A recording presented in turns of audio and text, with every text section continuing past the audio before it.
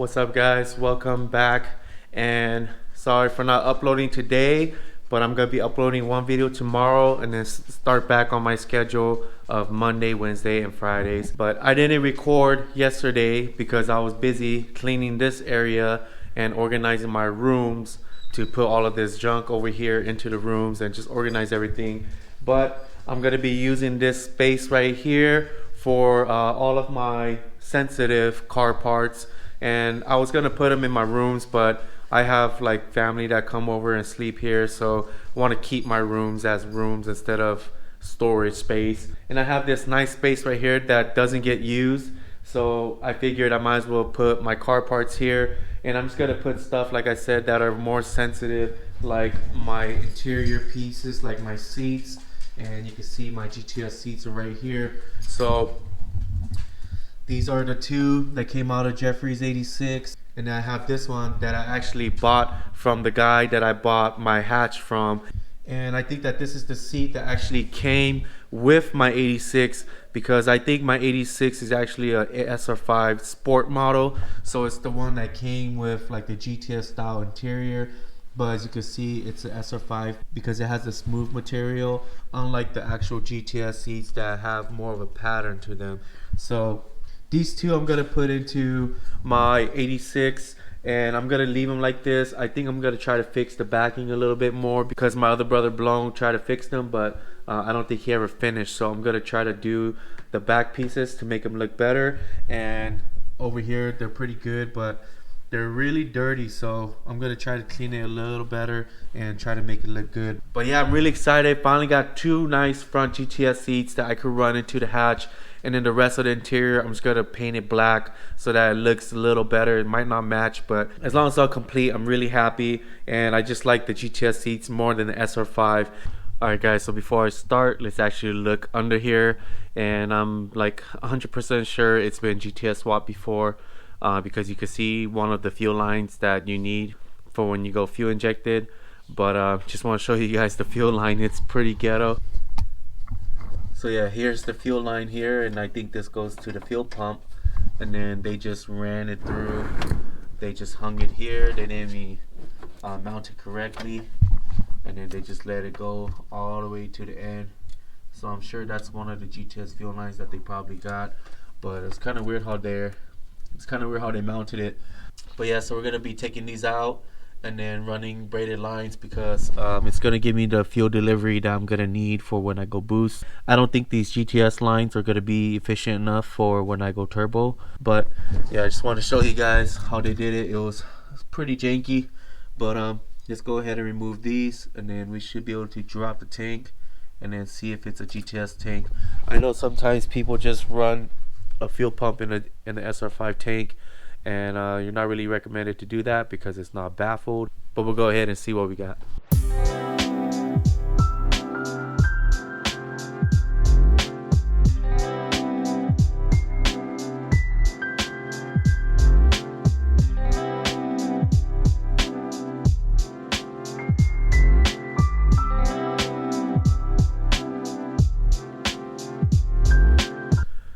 Alright, so I got the tank off, and that actually wasn't that bad.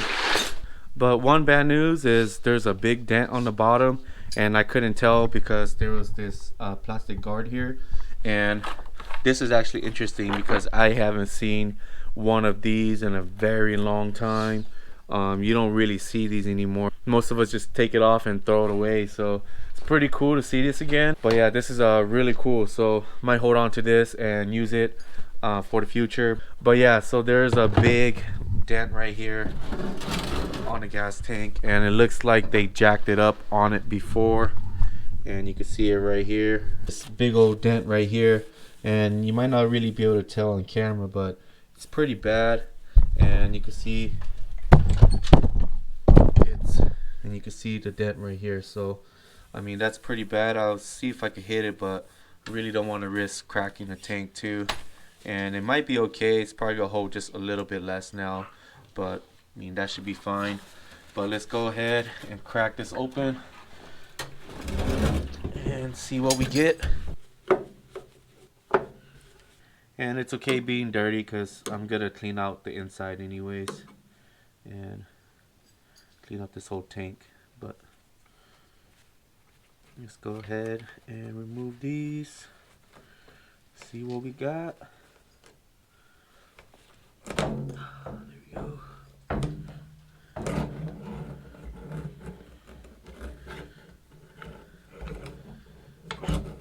Ooh, that's rusty. That's what I was kind of expecting, because it's probably been sitting for a long time, empty, and when it's like that, it rusts out a lot. There is a lot of rust on this.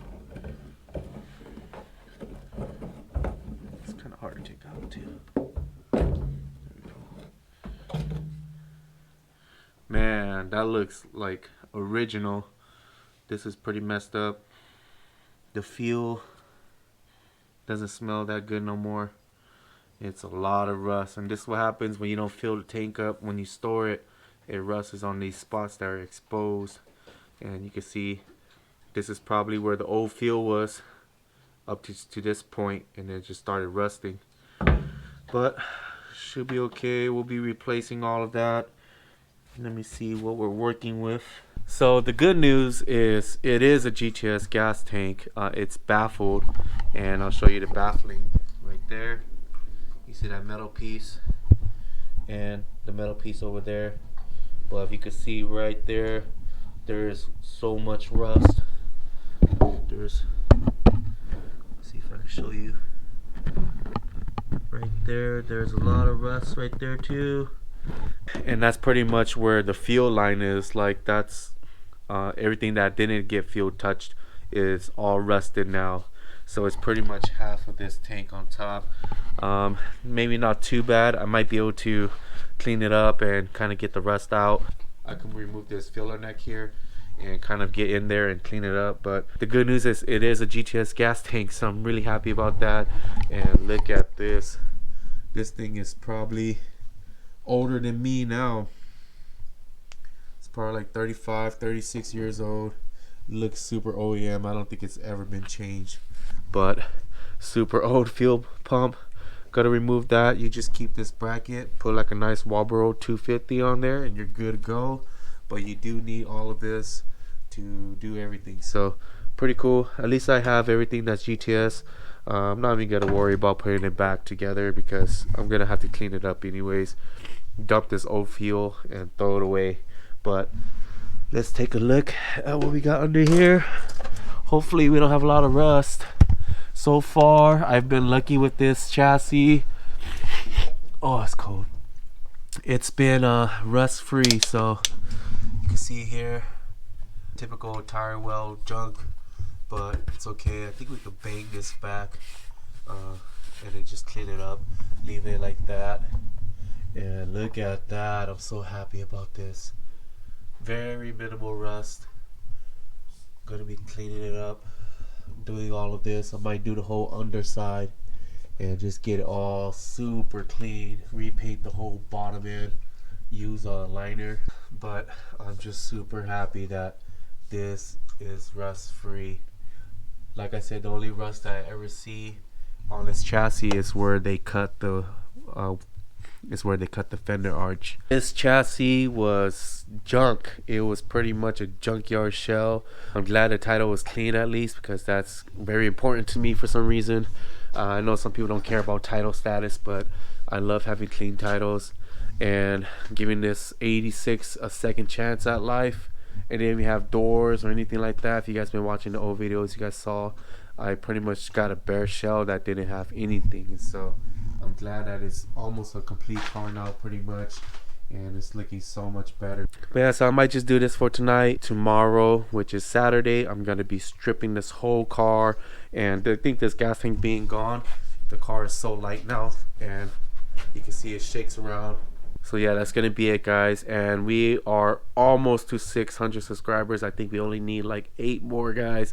So go ahead and hit that subscribe button if you haven't yet, and stay tuned for more content, and I'll see you guys in the next one. Later. Peace.